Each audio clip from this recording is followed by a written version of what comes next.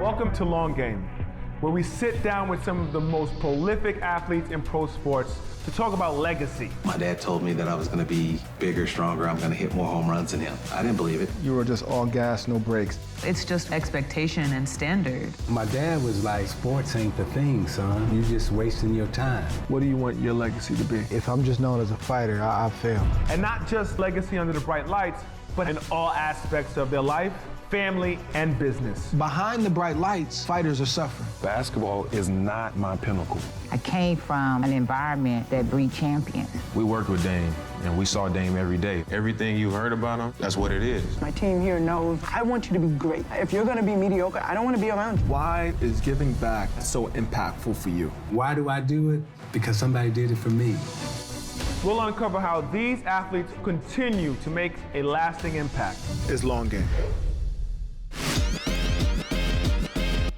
On today's episode of Long Game, I head to Dallas, Texas to talk with six-time NBA All-Star Jermaine O'Neal.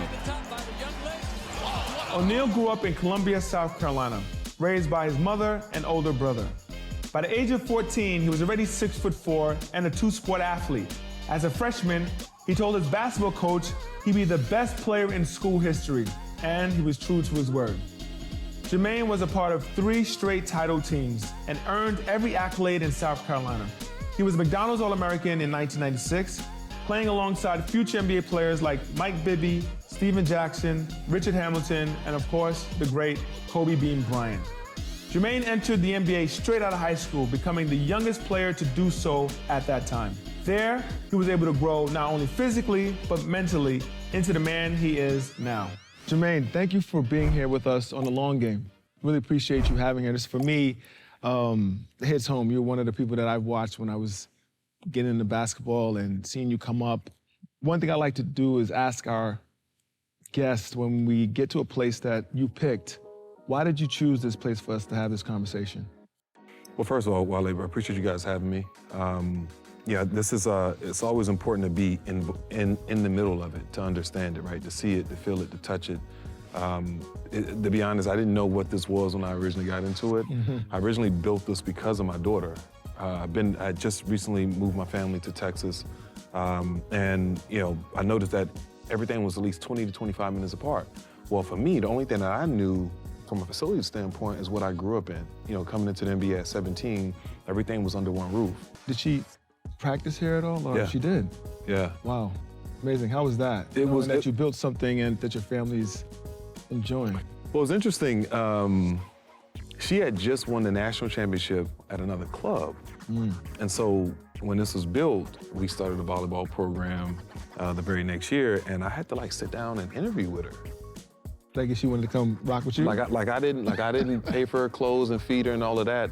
But I really respected the process because that's what I want my daughter to be. A strong, understanding, don't go with just what, somebody else say go with because you have a comfort level with them. Make sure that they answer the bell to your needs and your wants. And I really respected that about her. Sounds like you have a great relationship with your daughter. And she just recently graduated. Congratulations from University of Texas, where she played volleyball. You have an interesting story in the sense that you didn't go to college. Nope. If you would have had this type of facility in South Carolina when you were, coming up, what do you think would have happened with you? Man, I probably would have been in the same conversations as Jordan. Right, I remember, you work with bare minimum, in the area sometimes that you grow up in. Right. And that's what I tell these kids, they're so blessed to come into facilities where it's air conditioned. We're playing in dirt, we're playing in... Do you tell them this? You tell the kids? I tell them that. You tell them? Do you show them pictures? Listen, not only I tell them that, I tell the parents that. I said, look, you have to help your kid understand how privileged he is. Right. If you're playing club sports and you're traveling and going to different, cities, you're blessed. Is that a reason why, when you got out, maybe straight from high school to the league, you knew you were never gonna come back? No, so I wanted to come back, so I came back quite a bit. I actually lived there even when I got drafted. I remember having a conversation. I went to Eau Claire High School in Columbia, and it's a place called Hyatt Park where I grew up playing outside. So I had a situation where I just signed with Nike. They agreed to come in and refurbish everything about the park, right? Redo the whole thing, right? And that was important for me because that was one of the core places that helped develop my DNA, not only as a basketball player, as a person, toughness, all of that. And I remember going to the city and it was like, no, we okay.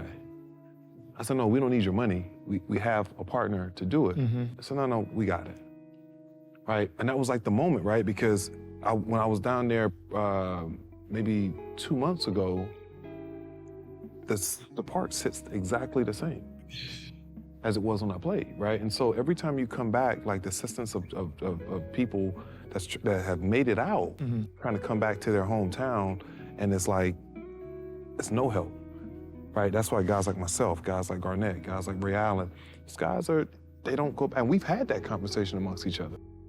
Those first few years in Portland, where you're a child prodigy, you come in and you can play. Yeah. How did you get through those first 4? And then once you got to Indy, it felt like they took the handcuffs off and you found your stride.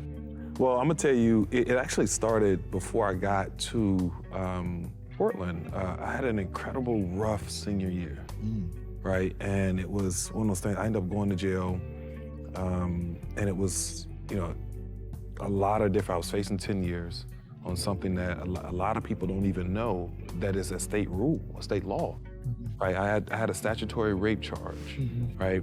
I was 17, my girlfriend was 16, girlfriend of 2 years, right? No matter what the young lady says, if the parent says that it wasn't consensual, then you're dead in the water, right? And so, she made a statement that it was consensual, didn't even get caught doing anything, but at that time I was the #1 player in the country, right? And so when you talk about being in a state that is, by the way, very black and white, right? Where now I'm looked at as a criminal. People don't want me to play my senior year because I don't deserve from a criminal standpoint. And then I came back, gym full of people, the very first game, NBA scouts in there, I hyperextend my knee, right? And it was one of those things where I was probably more prepared for hard times going into Portland because that was just about basketball. Got it. I would say this, like I struggled probably even to this moment of like abandonment. I never really felt like I was good enough, right? So I had to work 10 times harder to show people that I was good enough, right? And so that always felt like that was always staring in my face about every single thing. And so I was always kind of angry and bitter about that. And that's what drove me. That's what drove me in Portland, right? When I wasn't getting time and they said, well, he's not ready. But I knew, maybe my first year I wasn't physically ready. Second year I was ready to contribute. Third and fourth year I was ready to dominate. Right. Do you wish that, looking back, that maybe you would have spent maybe those years at the collegiate level, or you don't regret that? I told myself, and I live by this to this very moment, is when you make a decision that is a very difficult decision, you got to go with your heart. Right? You got to go with your heart and your soul, right, as an athlete. And I went with that, and I was willing to deal with whatever the outcome was. Right. But I knew when I made the transition, I had to work hard because I wasn't strong enough. I wasn't skilled enough to come in and play right away, right? I was skilled. I was top 2 player in the country, but that's a different league. 2002 NBA Most Improved Award, Jermaine O'Neal. Jermaine was able to make an indelible mark in the NBA, and he enjoyed an 18-year career. But that did not come without its ups and downs. Jermaine was involved in the malice at the palace, but refuses to let that be his defining legacy. With his eyes set on the future, Jermaine has carved out quite the lane for himself in his post-career. He, alongside his good friend Tracy McGrady, they have started their own sports agency. That, combined with building the Drive Nation facility and his youth travel sports teams, Jermaine is working to help educate and guide the next generation of potential pro athletes. You teamed up with Netflix to have this documentary, The Malice at the Palace. And this is actually the first time you've actually spoken out on what happened. Explain why you decided to join with this documentary. Well, I think the narrative was created and really wrongfully, to be honest. You know, a lot of people didn't even know that I actually took the NBA to court and won. People thought that I went through my whole suspension, I got reinstated. No, I took them to federal court and won. Oh, you had to win. And the federal court said I had the right to do what I did. Nobody talked about that. At that point, I knew and I understood what the business was. And so I knew at that point, I was in a battle just like myself, like trying to figure out whether I still love playing basketball anymore. And part of me didn't after that situation happened. But then, you know, like social media got stronger and stronger, and like every year's like this damn anniversary. I had looked to do this for almost 10 years, but I couldn't find the right person, the right director to do it because I felt like I had to balance this thing where my relationship, I'm very thankful for what the NBA did for me and my family.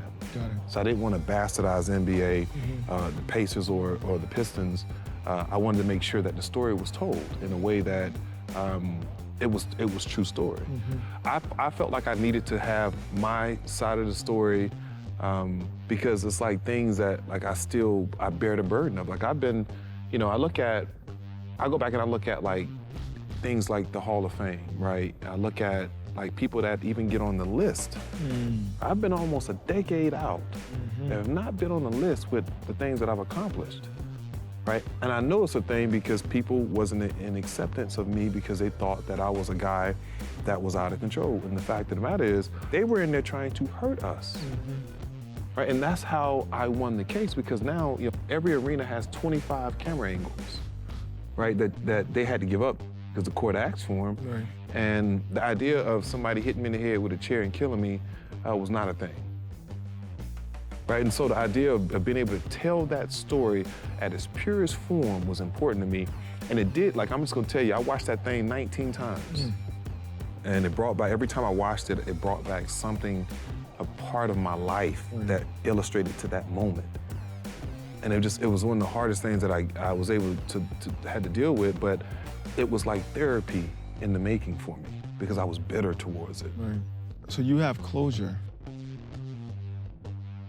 But almost 20, we're going to almost in 20 years since then, we seeing the same nastiness from fans, feeling that they've paid their money and they deserve to say whatever they want to say to the athletes, throw things. Are we not getting better as a society? Some of it is. I mean, we talked about this earlier. I think some of it is culturally. Right? People think that they own you, right? They pay whatever they pay, whether it's $80, $100, $200, $1,000 for, you know, season, whatever the season ticket stuff is. That doesn't give you the right. That gives you the right to watch the game. Right? You don't own players. Right. Right? You know, this is our job that we go to every single day. I think it's a fine balance that we have to have because I think without the fans, there's no business, right? I love the idea of walking into an arena and they're 100% against me. Oh, I love it. Right? That gets that motor going in a way. Right. But you have to balance, you know, how far you want to go, right? And I always will just tell a fan, like, just treat people how you want to be treated. Like, it's okay to try to throw them off their game, right? But when you make it personal, ask yourself, would you do that if you saw them out on the street? Personal, exactly. Right? You wouldn't run up on a player and try to do stuff like that. But I think we're probably always gonna deal with something like that. I think the leagues are doing a better job now of being aware of that, like, you know, banning people from, you know, arenas, you know, across the board. But we'd like to see that relationship continue to get better because I think it's a relationship that needs to be strong, you know, for these leagues to survive. You made a decent amount of money. Yeah. Who was teaching you about the finances as a 17-year-old in the NBA? Life. That can be cruel if life is teaching you. Listen, that life, can be rough. Right? You know, so I think you have to, in the business of sports where so much money, like you have to actually fail at something. You have to make decisions that put you in a position to say, I can't do that. What I learned through my process of failing and family and friends and all this other stuff is making sure that everything I did, I have to have a passion for it. Right, because that passion, you know, tends to lead to something else. Right. And I had to get good with that fairly quickly. Right. And so, you know, the idea of, financial literacy, that's not coming from our homes. Like our families, my family was check to check, right? Every other week it's something off, right? Preachers to the choir. Right. So, so the idea is like, the leagues aren't going to teach you that literacy because they don't want you to negotiate against them every 6 years. Like they do a good job on bringing things to the table, but they're not going to make sure that you're smarter than the owner. Right, that's not going to happen, right? Or you're going to be in a lockout situation every 5 to 6 years. The question, though, is do we leave it still to life lessons for these young individuals, or what should we be doing, or what should I be doing in my position here at UBS to make sure these young athletes have that financial literacy you're talking about? Man, that's a great question. I think, our objective is to impact as many as we can, right, and hope that they can, make it more viral, right? And so, everything's in this business now, and I look at the athlete now, like you talk about NIL, you talk about all these different things, like the opportunity is just great. Mm-hmm. I think the problem is when you look at people that have hit incredibly like lows and rock bottom, their agenda was different, right? Because there's no way that you go through your process. I mean, if you're paying attention to what you have financially, that you don't see what's happening. Right? It's people, and I know of some people, I'm sure you know of some people that just didn't care, right? It was more important to gamble. It was more important to buy, every new car that comes out. It was more important to, to take care of all the homies, right? That equals up to a deficit. I don't know if we can ever stop that, but the objective is to make sure that we put people in place to help facilitate the conversation. Back to you being a businessman. So, like I said, you have this place, you have a bunch of things you deal in, but a lot of it is hospitality. And I think, again, that goes into this spirit of pouring into people. What about the hospitality business do you like so much? That was actually a process, a time in my life where I felt like that was what I wanted to do. I've actually moved out of it, so a large portion of my hospitality business. What I learned in this business, how can you be passionate about an opportunity and have that opportunity build into something else, right? And that's what I look for. I look for things that can transition into something else where it can keep me with similar mindsets, whether it's this, dealing with sports, right? 7-1, dealing with sports, starting this fund for, sports ownership. It all kind of correlates, like my prep school, right? Keeps my mind in the same mode all the time. It's a little bit different, the objective is a little bit different when it comes to the follow through of the business, but at the end of the day, I'm familiar with that whole process, and it's a passion for me. We know when we walk off those playing surfaces, we lose part of ourselves, right? And this actually, it really fills the hole in the void that I have, because now I can pour into other people, and if you can impact a community and build a business at the same time, that has to be the great American dream. Absolutely. Right? And I live on that, and that's the thing. I knew even when I built this, right? People thought I was crazy. I put $14 million into it, and to be quite honest, I couldn't even get a bank loan. I could have leveraged my house in Florida. I could have leveraged, right? I was asking for 5, right? So what was the reason behind that? Why do you think? I was black. Oh. Right, and that's just the truth. I mean, I laugh because it's to keep myself from crying, but absolutely, I understand that. But I think, and then that's why I've taken this role here at UBS, because I think we have to change the narrative, get away from the biases, get away from the stereotypes, and realize these young men and women have poured so much into our community. Same way you talked about Portland, taking you in as a second child. And even this, who is helping you do that right now? One guy in particular, I have a ton of people that's in my circle, because I do believe that I will never be, if I'm the smartest person at the table in my circle, then I'm never gonna be successful. Right? I have a ton of people that is in my circle looking to be getting into the ownership of teams, NBA teams. And I could talk a little bit more about that. I got a bank for you for that, but we'll talk about that later. Go ahead. Okay. But one guy in particular is a guy named Dedrick Faison. He was actually part of the staff that drafted me in Portland. I remember having all these conversations with him. He was always talking about business and the process and professionalism and all that stuff. And I remember just asking him, I said, look, do you want to work for me? You want to be my business manager? And he came on. He's been with me for 25 years. Wow. He's never been a yes man, and he's really kept me really balanced, even when my temperature and my emotions was at the highest That's level. so rare in our in our industry to have someone that loyal and trustworthy for so long. Another man that I think you've grown extremely close to now, in Tracy McGrady, another gentleman who jumped right out of high school into the NBA. Explain your relationship with him now, and then go deeper into that 7-1 agency. So Tracy we've been like brothers, literally. Like we talk weekly. Met him, shout out to Sonny Vaccaro who connected us. He's a guy that really strives to be great beyond the playing surface. A lot of us, we understand, how it feels to be, go through your struggle, be considered the very best in the world, and then have an injury or two, and all of a sudden, you're no longer Jermaine, J.O. or T-Mac, you're Jermaine and Tracy, right? The hugs and kisses go away. So the objective for us to get into 7-1 was more about the education of the process, right? You get opportunity to see some of your peers that you played with or played against, and you see some of the struggle, right? And you have to, you see all these iconic agencies, right? That, at the end of the day, they care about bottom line numbers. Right, that's just the truth. Right. And if these iconic large agencies really cared, then why are we so deficient when these guys are retiring in post career? Why are they hitting rock bottom so quickly if you really technically care? Right. And so the idea for us was to make sure that we got through got into the process and really talk to these young men and young ladies about what it means to be a professional.